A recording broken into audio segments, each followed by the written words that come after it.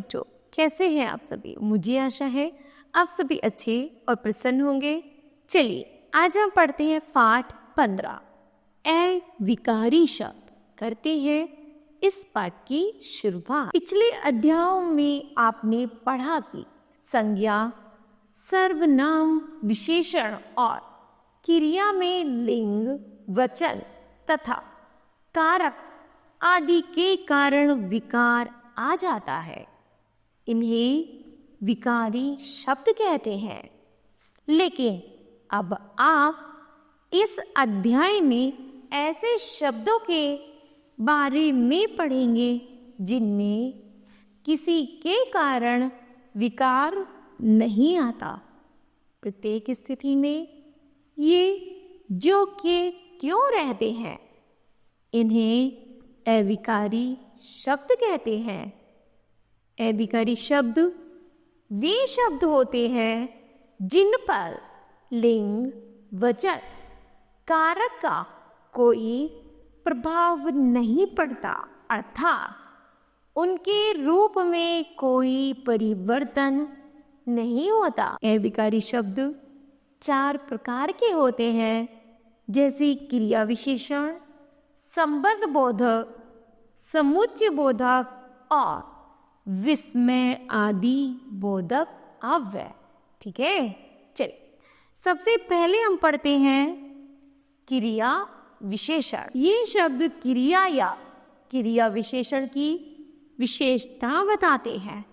तुम, जैसे नंबर 1 है तुम धीरे चलते हो, मैं बहुत तेज दौड़ता हूँ, वह यहाँ कब आएगा? पहले उदाहरण में धीरे शब्द चलते हो क्रिया की विशेषता बता रहा है। दूसरे वाक्य में तेज शब्द दौड़ता है, क्रिया की विशेषता बता रहा है।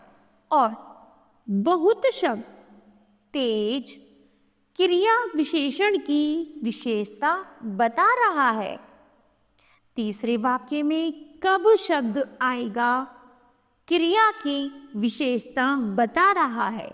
इस प्रकार धीरे, बहुत, तेज और कब क्रिया विशेषण है। ठीक है, आगे हैं क्रिया विशेषण के भेद। क्रिया विशेषण के निम्नलिखित 4 भेद होते हैं। पहला है स्थानवाचक क्रिया विशेषण। इन शब्दों से क्रिया के होने के स्थान का पता चलता है, जैसे मेरी बहन बाहर बैठी है। नंबर 2, तुम मेरे पास आओ। और नंबर 3, राजेश कहाँ पढ़ता है। आगे कालवाचक क्रिया विशेषण। इन शब्दों से क्रिया के होने का समय ज्ञात होता है, जैसे यहाँ कल वर्षा हुई थी, प्रतिदिन व्यायाम करो और अभी वहाँ मत जाओ। ठीक है, उसके बाद है परिमाणवाचक क्रिया विशेषण। इन शब्दों से क्रिया विशेषण का परिमाण ज्ञात होता है, जैसे रवि तेज चलता है। ठीक है, दूसरा है रीता कम बोलती है। और 3 है मैं कल बहुत रोया। आगे है रीतिवाचक क्रिया विशेषण। इन शब्दों से क्रिया के होने का ढंग ज्ञात होता है, जैसे धीरे धीरे बोलो, सबसे मुस्कुराकर मिलो, वह अचानक बोल पड़ा। आगे है संबंध बोधक। ये संज्ञा या सर्वनाम के बाद लगकर उसका संबंध वाक्य में प्रयुक्त अन्य शब्दों के साथ प्रकट करते हैं। इन्हें परसर्ग भी कहा जाता है। निम्न उदाहरणों को ध्यानपूर्वक पढ़िए। वह पहला है वे छत पर है। दूसरा मैं तुम्हारे बिना घर नहीं जाऊंगा। तीसरा, वे आनंद में है। कुछ अन्य संबंध बोधक शब्द हैं, जैसे के कारण, के पास, के पीछे, के नीचे, के द्वारा, के लिए, की तरफ, के बाद, के अंदर, के सहारे, से पहले, से दूर, के बदले और के बराबर। ठीक है, चलिए अब आगे है समुच्चय बोधक। समुच्चय बोधक में है ये शब्द दो शब्दों, वाक्यांशों अथवा वाक्यों को जोड़ने का कार्य करते हैं, समुच्चय बोधक कहलाते हैं। जैसे राम और मोहन ने अपना पाठ याद किया। ठीक है, दूसरा है मानस के पिता और गार्गी के चाचा कहीं चले गए हैं। तीसरा है वह बाजार गया किंतु सामान नहीं लाया। समुच्चय बोधक अव्यय के भेद। रचना की दृष्टि से समुच्चय बोधक अव्यय के दो भेद होते हैं, रूढ़ और यौगिक। पहला है रूढ़। रूढ़ में है और, एवं, या, तथा, कि, यदि आदि। दूसरा है यौगिक। यौगिक है क्योंकि, तथापि, यद्यपि, नहीं तो, ताकि, अर्थात, मानो, अर्थ की दृष्टि से समुच्चय बोधक अव्यय के निम्नलिखित चार भेद होते हैं।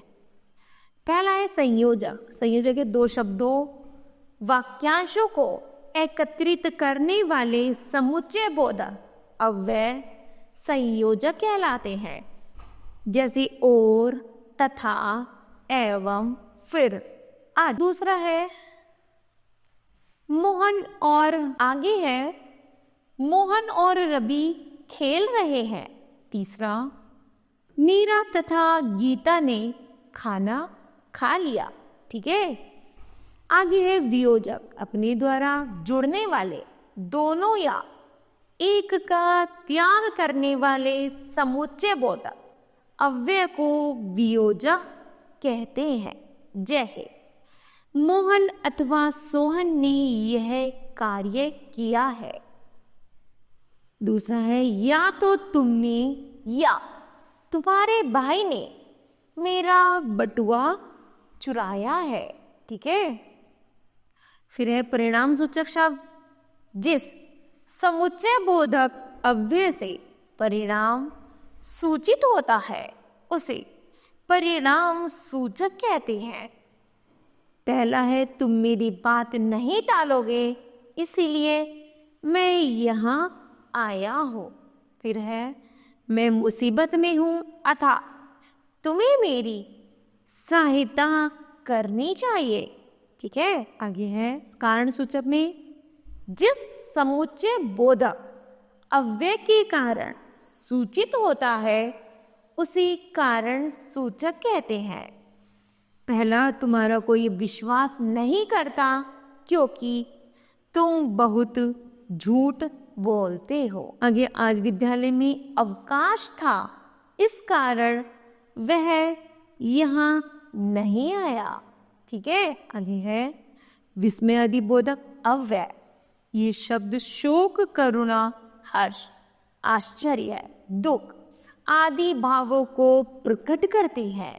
जैसे अरे तुम यहाँ कैसे आ गए।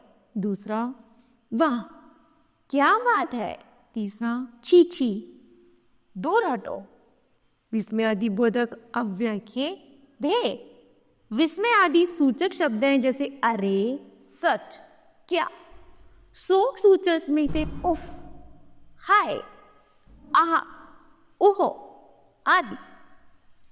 तिरस्कार सूचक में है छी, धत, धिक आदि। हर्ष सूचक में है वहां, आहा, शाबाश। भय सूचक में अरे, बाप रे, ओई माँ आदि। संबोधन सूचक में अरे, ओ, अरी। ठीक है, इस तरह इनमें इन शब्दों का प्रयोग किया जाता है। तो बताओ बच्चों, आपने इस पाठ से क्या सीखा? तो हमने सीखा क्रिया की विशेषता बताने वाले शब्द क्रिया विशेषण कहलाते हैं। संज्ञा या सर्वनाम शब्दों में संबंध बताने वाले शब्द संबंध बोधक होते हैं। कुछ शब्द संबंध बोधक तथा क्रिया विशेषण दोनों रूपों में प्रयोग किए जाते हैं। दो या दो से अधिक शब्दों अथवा वाक्यांशों को जोड़ने वाले शब्द समुच्चय बोधक कहलाते हैं। समुच्चय बोधक संयोजक, विभाजक तथा विकल्प सूचक के रूप में कार्य करते हैं। मन के भावों को प्रकट करने वाले शब्द विस्मय आदि बोधक कहलाते हैं। विस्मय आदि बोधक शब्दों में परिवर्तन, विकार नहीं होता है। ठीक है, इस तरह बच्चों यह पाठ समाप्त होता है। मुझे आशा है कि आप सभी को भी यह पाठ समझ आया होगा। धन्यवाद।